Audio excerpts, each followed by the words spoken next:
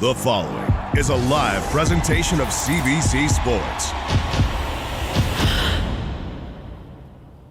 Hi again, sports fans. Devin Haru, downtown Toronto in our CBC Sports digital studio, and I am thrilled to have one of Canada's most decorated Olympians in the house today, Penny Oleksiak. Look at her there, 16 years old. Penny can see these photos as we go through all of these wonderful moments. Just 16 years old when she burst onto the scene, winning 4 medals in Rio, 3 more in Tokyo, 3 Olympics down, 7 Olympic medals. Penny, what comes up when you look at all of that? 16 years old, it seems like a lifetime ago. Oh, it's so weird. It's like weird to look at right now because like I was so prepared to be retired by this point when I was 16, and now I'm like, I'm still a baby. You're still going. Yeah. We have a lot of ground to cover. Listen, you've goodness. been climbing proverbial mountains in your sport, but you literally climbed a mountain, I think, last month, Mount Kilimanjaro. Take me through that experience. I think honestly explaining it to people, they don't even realize what we did, which is kind of crazy. I think everyone's like, oh yeah, how was your like 2-day hike? And A hike, casual no, hike. Yeah, we hiked for like 8 days with alongside one of my sponsors and partners, Natural Calm, and for a charity, Thrive for Good. And we hiked, all these photos are popping up. We hiked for 8 days. We had a whole crew together. It was such a crazy experience. I don't think I was prepared at all for it. Me and my friend Hannah, we went on like a couple practice hikes when we were in LA, but nothing could have prepared me for this hike. It was like, there was days you were just climbing a wall for no reason. Yeah, that's our tent on the edge of a mountain. One of the days, this was after we climbed a wall for like 4 hours, just straight up.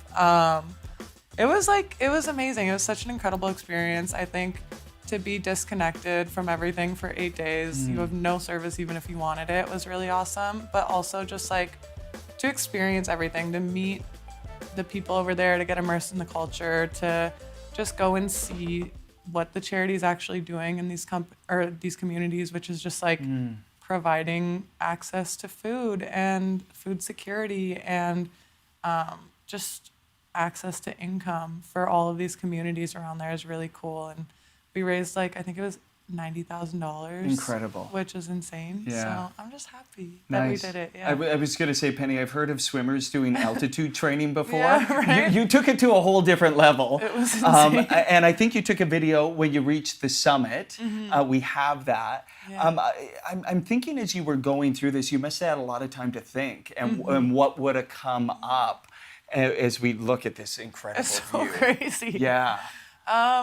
Yeah, I had a lot of time to think, honestly. We were like hiking for 4, 5, 6 hours a day. This day we hiked for like 13 or 14 hours to get to the top. So I had a lot of just thinking time, listening to music, hanging out, enjoying what I'm doing with my life. Like I never in my life would have thought I'd climb Mount Kilimanjaro. People are like, it's a bucket list thing. That was not on the bucket list. No. Mine was like, make it to here, I guess, which is what I'm doing. Did you reflect on Paris at all? While I was up there, honestly, no. I think I came back from Paris and I was very much just like out of sight, out of mind for a little bit. Yeah. It was your 3rd Olympics. It was my 3rd Olympics. And I just hearing you say you thought you'd be retired by now. So how do you make sense of the fact that you competed at a 3rd Games? Yeah. What was the experience like, Penny? Honestly, I feel like every one of my Olympics has been really different. I think this one was the most challenging one for me.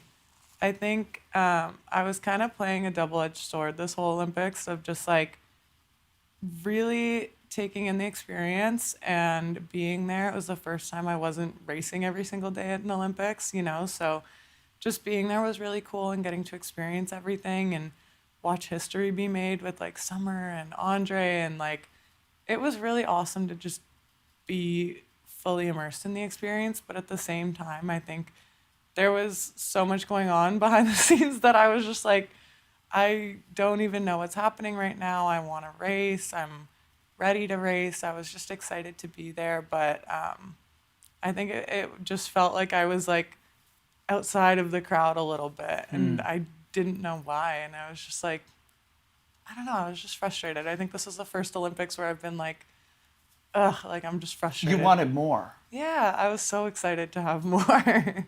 Yeah. And you fought like heck to have goodness. more, to qualify in the individual events. Yeah. What did you learn through that frustration in the lead up and then being there and experiencing the fact that you felt like this is different territory for me because I am a little bit on the outside when, let's be honest, the spotlight had been on you at every games in every moment, Penny.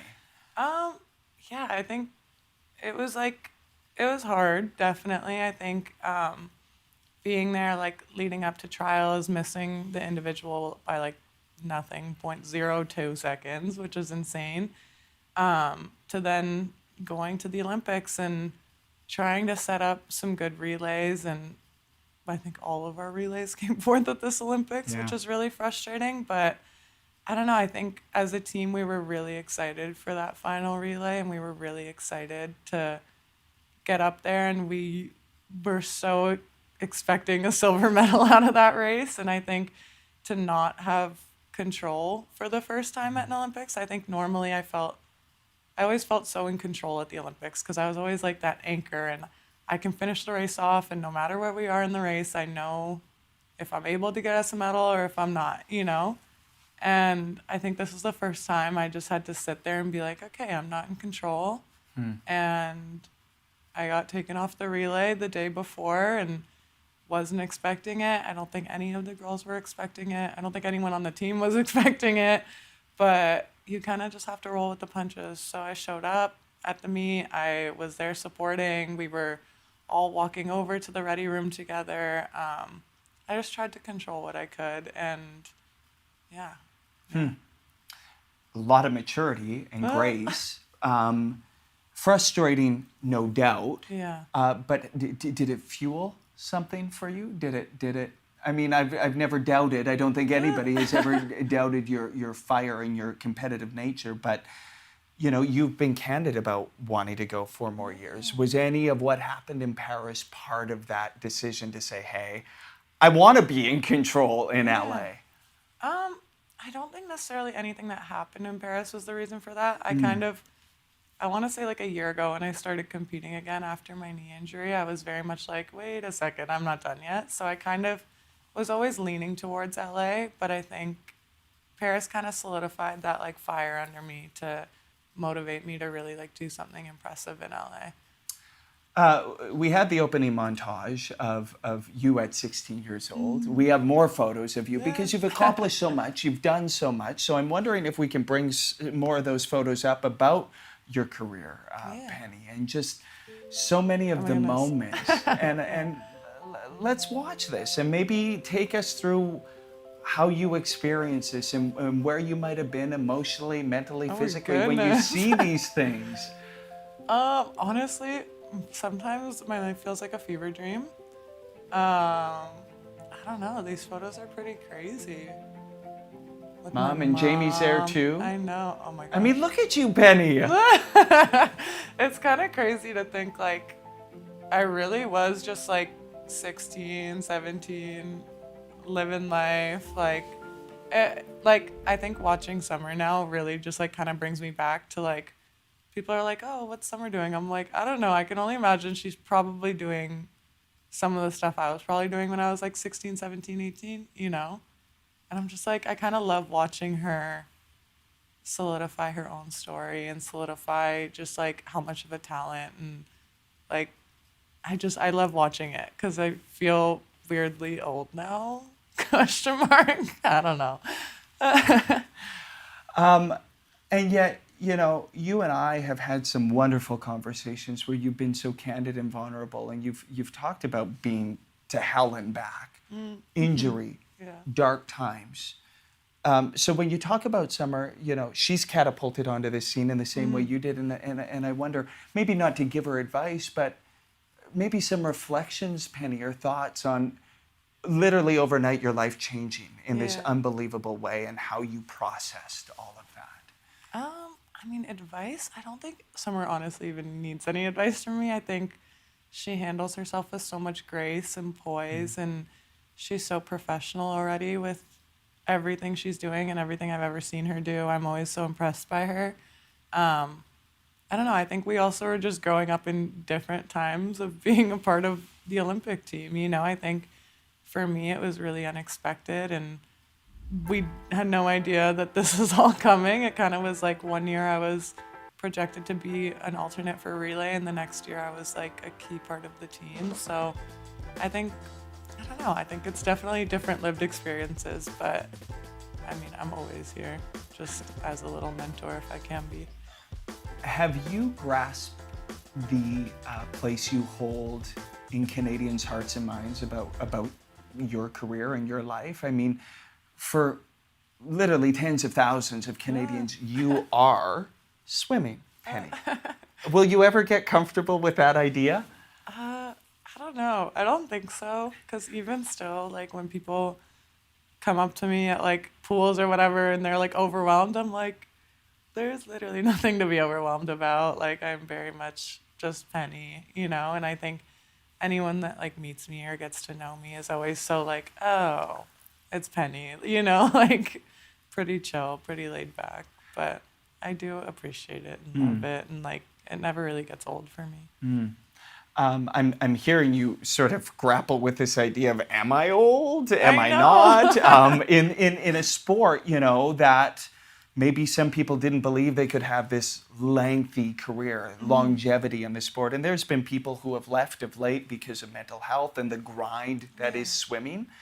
Is that unique to swimming, do you think, Penny? I mean, I think of even talking to Brent Hayden about his retirement. He hated the sport. Yeah. I think you've questioned your relationship with the gosh. sport. Yeah, I think you would not be a swimmer if you didn't question your relationship with the sport. You wake up at like 5 a.m. to go to practice, and you have to swim twice a day, and you're constantly failing and needing to get back on the block again and try again. And I think it's definitely a difficult sport, but I think that's also what makes people love it so much, is just that like love-hate relationship you have with it, and you keep wanting to go back and be better. And I think that's kind of where I'm coming from. I think right now I'm in a really good situation with being in LA, and with just the support team I have around me out there, and having a fresh new like scenery. And I think I'm really just enjoying it, and I think I'm really trying to get that longevity out of my career that you don't see a lot in swimming, let alone in Canada.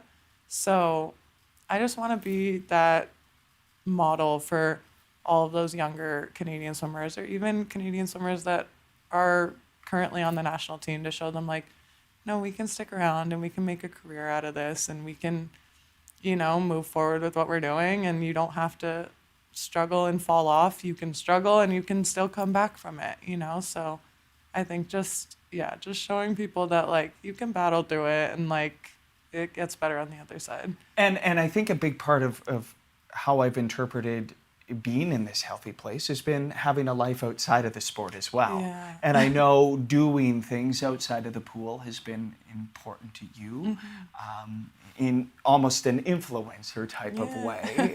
Can you tell me about that part of your life? Because you're involved in so many charities as well, Penny. I think I don't know. I think just like trying to have a life outside of swimming is really important. I think that helps a lot with loving it, because sometimes you miss it when you're away from it for a while. But yeah, I don't know. I'm definitely trying to do a lot outside of the sport. I think one thing I'm really focused on right now is just ensuring that there's access to those opportunities for different athletes on the team. And if I'm able to be there to show people how to work their contracts, or how to talk to agents, or how to get sponsors, I want to be there for them. I think that's something we lack a lot from the swimming in Canada. Well, I wonder, did you have that? Not really, no guidance in it. I think I was really lucky with the people I ended up being surrounded by helping me with that. But I think it's something we're still kind of figuring out, and we're still trying to figure out how we can all be professional top level swimmers, and just that, you know, like we don't need to get a job outside of it to be able to pay for our travel and our programs and our nutrition and our rehab and everything. Like we want to go and win medals and we want to be considered professional athletes. So I think if I'm able to help provide people access to those opportunities, or if I'm even able just to be an ear for them or to mentor them through it, like that's all I'm really trying to do right now. It's been beautiful to see this evolution to where you are now to helping the team. And I know you're excited about the fact that you're going to be in that team setting.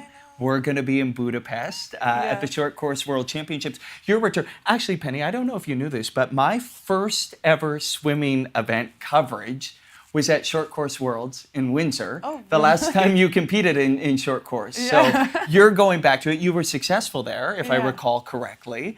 What is it about the short course event that you like? And can you share a little bit about what you might be competing in there?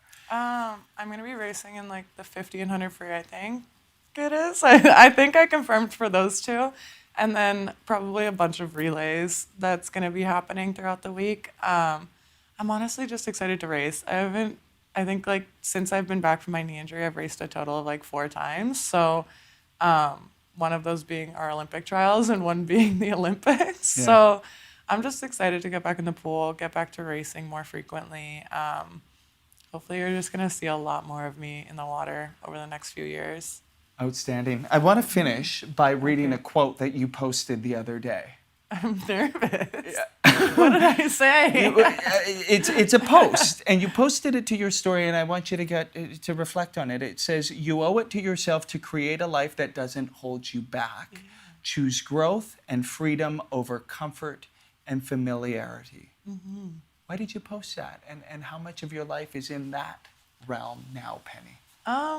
Honestly, a lot of the times I post those is more so I feel like there's a lot of people that follow me and are seeking that kind of comfort of just like, you don't have to be the top 1% all the time. Like you can just strive to be better, and I think in that quote, like you need to sometimes choose growth and freedom and separating yourself from what's expected of you to be able to flourish. So I think that's kind of where all that came from. And that's, I guess, what I'm doing right now.